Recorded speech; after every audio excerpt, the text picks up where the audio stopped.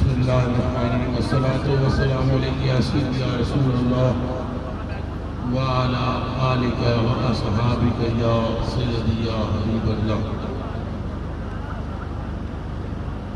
معزز دوستو، رفقائے طریقت، آج کا یہ خوبصورت پروگرام، محبتوں والا پروگرام، پیار والا پروگرام، عشق والا پروگرام، جس میں حافظ علی اکبر صاحب خادم محبوب المشائخ نے منسوب کیا بلال مہروی سے۔ سبحان اللہ۔ کیا خوبصورت نسبت میسر آئی۔ کس کو پتہ تھا کہ یہ جشن بلال مہروی جب تاریخ رکھی گئی تو چاند کی وہ تاریخ بنے گی جو نقشبندیوں کی مرشد اول سیدنا صدیق اکبر کا خاص دن ہے۔ سبحان اللہ۔ کون جانتا تھا کہ یہ جشن بلال مہروی جو تاریخ تنقید ہوئی، چاند کی تاریخ کی وہ نسبت ملے گی کہ جو سیدۃ النساء بنت رسول اللہ بانوے مولائے کائنات مادر حسنین کریمین سبحان اللہ۔ خاتون جنت فاطمۃ الزہرا۔ سبحان اللہ۔ کون فاطمہ؟ میں ذرا جناب فاطمہ کا تعارف کرا کے آگے جلوس سروں کو جھکا لے، سیدہ کا نام آ رہا ہے۔ اس نے کہا وہ فے سے فہم بشر کا حاصل، الف سے الحمد کی کرن ہے۔ وہ فے سے فہم بشر کا حاصل، الف سے الحمد کی کرن ہے۔ وہ توئے سے تاہا کے گھر کی رونق، وہ میم سے منزل مہن ہے۔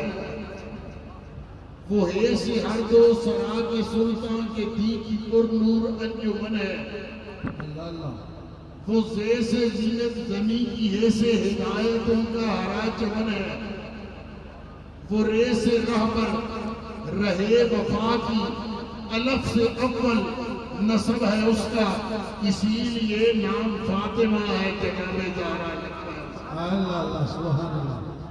کون جانتا ہے کہ جشن بلال مہروی کو نسبت ملے گی یوم ولادت خاتون جنت کی، لیکن محبت سچی ہو، لگن سچی ہو، پیار سچا ہو، تعلق سچا ہو، اور جوش سے خلوص سے حافظ علی اکبر اور اس کے رفقا اپنے مرشد کامل محبوب ملت محبوب المشائخ عکس جمال قیوم جگر گوشہ بلال مہروی قاسم فیضان زری دربخ محبوب الہی سے اگر اجازت لے کے پروگرام رکھے، جشن بلال مہروی سیدہ سے نسبت بھی حاصل کر لیتا ہے اور سیدہ صدیق اکبر کے کروڑے میں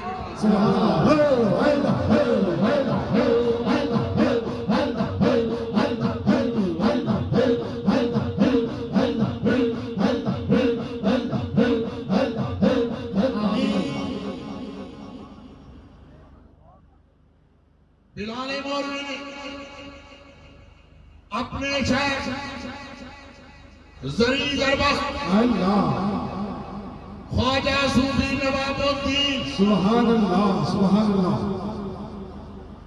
میں جب بھی ان کا نام لیتا ہوں بڑی محبتوں سے لیتا ہوں، سبحان اللہ۔ کیونکہ موری شریف اور موری شریف کے وابستگان نے میرے جد اعلیٰ سید فقیر محمد کے نام کا بڑا ہوتا تھا۔ اللہ سبحان اللہ۔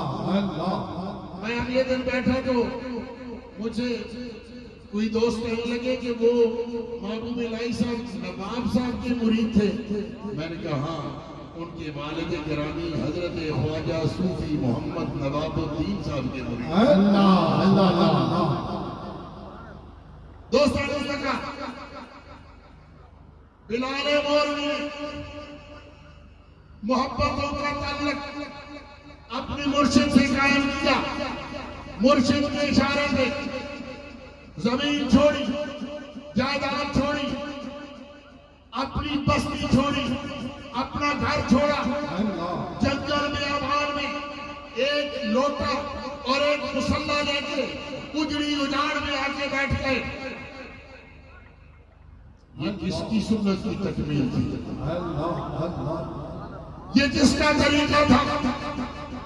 اور جب بلال مولوی ان ویرانوں میں بیابانوں میں آ کے اللہ کی سزائے دل نواز بلند کرنے لگے، اللہ کی ضربیں لگانے لگے، صلی اللہ کے ترانے پڑھنے لگے، پھر رب نے وادی عزیز کو وہ رونق بخشی، وہ بہار بخشی، وہ کیفیت بخشی کہ کوئی اقرار کرے یا انکار کرے، چاند پر تھوکنے سے چاند کا کچھ نہیں بگڑتا، تھوک اپنے منہ کو آ کے گندا کرتی ہے.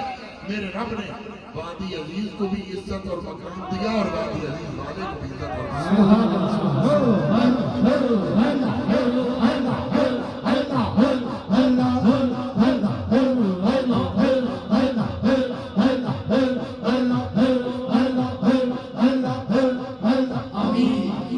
یہ اپنے شاخ سے وفا کا نتیجہ ہے، یہ اپنے مرشد کے حکم کی بجاوری کا نتیجہ ہے.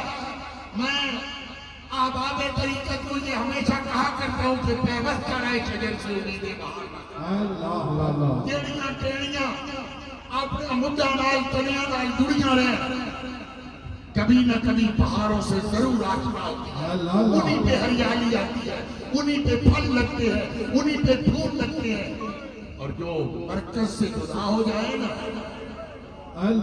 وہ خوش ایندھن بن کے چولوں میں چلتی ہے، کوئلہ بنتی ہے، انگارہ بنتی ہے، کبھی ان کے باہر بے واسطہ رہے شہر سے امیدیں باہر رکھ. میں کہتا ہوں بلال مولوی کو یہ سبق کہاں سے ملا کہ شیخ کی مرضی پہ گھر بار چھوڑ دیتا ہے، عزیز و اقربا چھوڑ دیتے ہیں، مال و متاع چھوڑ دیتا ہے، زمین جائیداد چھوڑ دینی ہے. ہاں بیابانوں میں آ کے ایک لوٹا ایک مصلی لے کے آ کے بیٹھ جانا ہے، سانپ بچھو کی بستی، وہاں کوئی آبادی کے آثار نہیں. کہاں سے یہ ذوق ملا؟ تو سنو، یہ ذوق ہمیں ہمارے مرشد اکمل یار نار مصطفیٰ، یار مدار مصطفیٰ، صلح کے ساتھی، جان کے ساتھی، بدر کے ساتھی، حنین کے ساتھی، احد کے ساتھی، خندق کے ساتھی. سن لو، وہ صلح کا ساتھی ہے،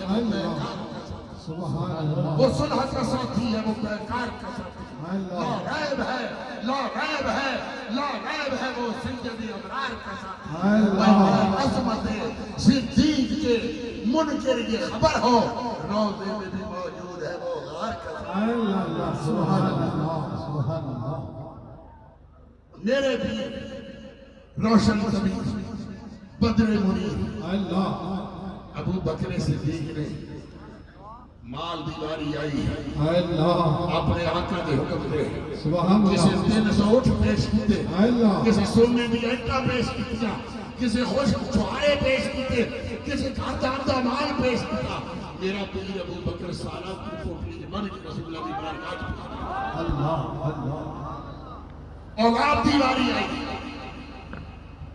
تے ایک بیٹی نکاح پیش کیتی تے دوجی نوجوان بیٹی آج دے دور جسے ضروری کم نہ دی کوئی ملک صاحب، کوئی چودھری صاحب، کوئی پیر صاحب، کوئی رانا صاحب اپنی نوجوان بیٹی کو راتی آکھن پتر جا دکان تو ایک دوائی لے یا گھر کی ضرورت ہے سودا لے.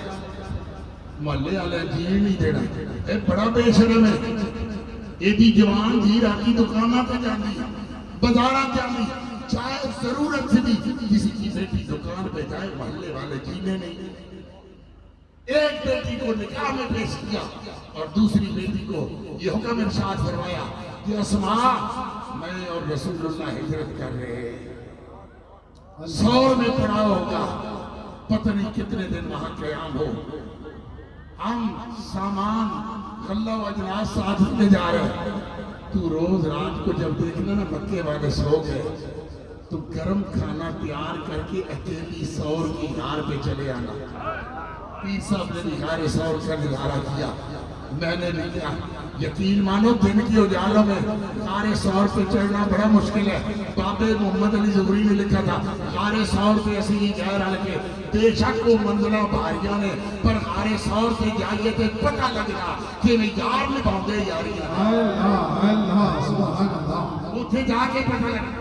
دن کے اجالوں میں اس غار پہ پہنچنا جوانوں کے لیے مشکل ہے, لیکن میرے پیر ابو بکر کی نوجوان بیٹی ادھی راتی جب دشمن طاق میں ہے, مکہ والے طاق میں ہے, وہ چھپ چھپا کے لک لکا کے لا کے گرم کھانے اپنے باپ کے حکم پہ رسول اللہ کی بارگاہ میں پیش کر رہی ہے. اور بدر کے میدان میں جب بیٹا دشمن کی فوج میں شامل ہو کے آتا ہے, بعد میں کلمہ پڑھتا ہے, کہتا ہے ابا جی میدان بدر میں کئی مرتبہ آپ میری تلوار کی زد میں آئے, میں آپ کو بچا گیا.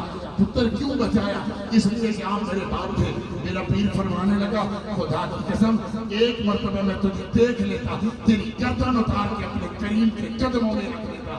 ابا جی آپ کے دل میں میرے لیے رحم کے جذبات نہ آتے؟ فرمایا نہ پترا, میں محمد عربی دا غلام ہاں. اللہ آقا دے دشمنوں نال پیار نہیں کری دا بھاویں سکا پتر ہی کیوں نہ ہو. یہ توجہ کرنا, یار کے دشمنوں سے تعلق نہیں رکھا جاتا, یار کے مخالفین سے تعلق نہیں رکھا جاتا, یار کے دوستوں سے دوستی کی جاتی ہے. یار کے کوئی اللہ اللہ سبحان اللہ سبحان. میں تیری گردن اتار کے اپنے آقا کے قدموں میں رکھ دیتا. بیٹے, باپ, بیٹیاں, مال, میرے پیر نے کچھ بچا کے نہیں رکھیا, کہ جڑا کچھ بچا کے نہ رکھے وہ افضل البشر بعد الانبیاء بالتحقیق سید ابو بکر صدیق کہلاتا ہے.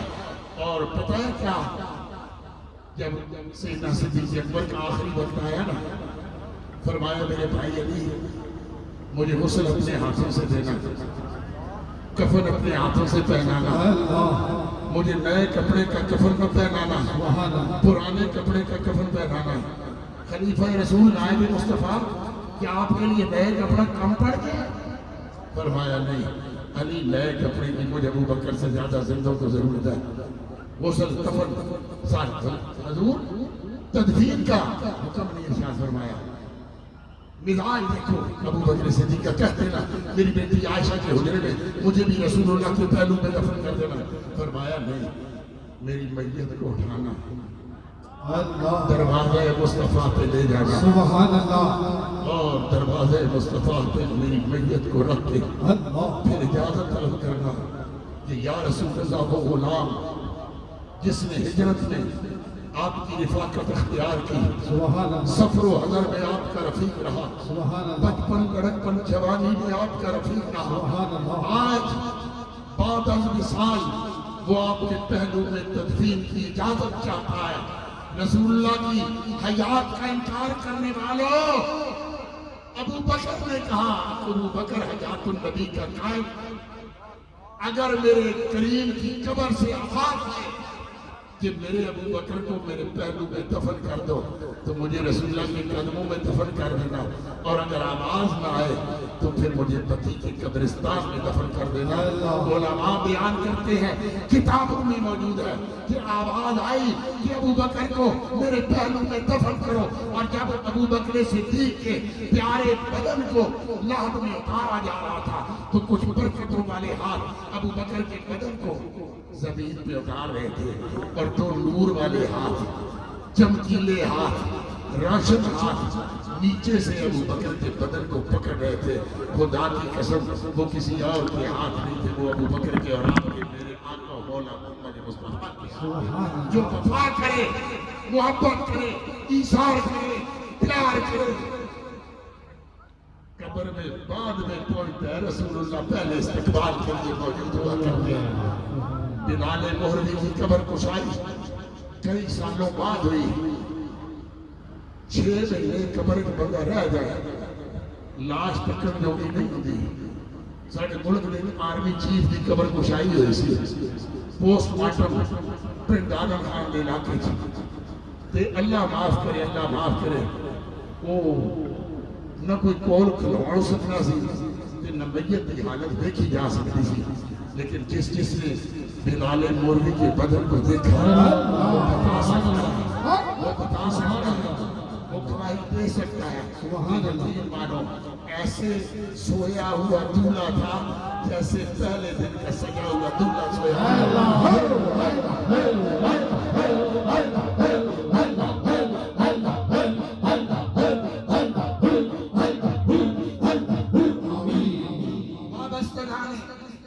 وادی علی شریف وابستگان سلسلے نقشبندیہ یاد رکھنا، وفاؤں کے رستوں کے مسافروں کے لیے حزن و ملال نہیں ہوتا، وفاؤں کے رستوں کے مسافروں کے لیے رنج و علم نہیں ہوتے، وفاؤں کے رستوں کے مسافروں کے لیے فلاح نہیں ہوتی، وفاؤں کے رستوں کے مسافروں کے لیے بقا ہوتی ہے، تباہ ہوتا ہے۔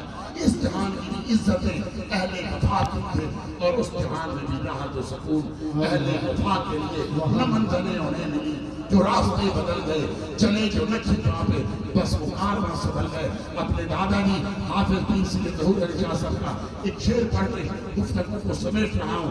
آپ فرماتے ہیں کہ حج و نماز و روزہ ہے اقدس عمل بڑے، ہم حج کرتے ہیں نمازیں پڑھتے ہیں روزے رکھتے ہیں، بے شک بڑے عمل ہے، حج و نماز و روزہ ہے اقدس عمل بڑے، لیکن کہاں ہے کوئی برابر وفا کے ساتھ۔ اللہ کریم ہمیں ایک دوسرے سے وفا کی توفیق عطا فرمائے، اپنے دین سے اور اپنے مدنی کریم آقا سے وفا کی توفیق عطا فرمائے، آمین۔